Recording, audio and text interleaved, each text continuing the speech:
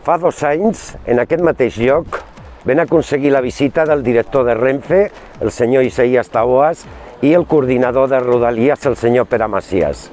Els vam explicar la necessitat de la nostra ciutat d'aquesta estació de Can Boada a la Maurina, aquesta estació oest imprescindible per a una millor mobilitat a la nostra ciutat.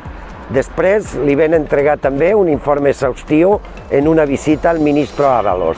I ahir, per fi, aquesta nova estació ja està contemplada en el pla d'inversions del període 2025, el pla d'inversions de ferroviàries a Catalunya de l'Estat. Fa unes setmanes vàrem conèixer la notícia que el govern d'Espanya vol prolongar la línia R4 de ferrocarrils fins a l'aeroport de Barcelona.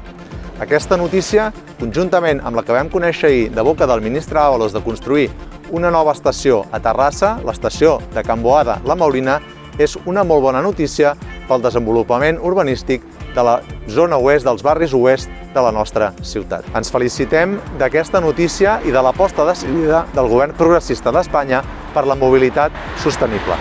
Aquesta és una bona notícia que volem compartir amb la ciutat i que ens anima a continuar treballant per la millora de la nostra ciutat des del lloc que en aquests moments ocupem, des de l'oposició, però sempre per millorar la nostra ciutat.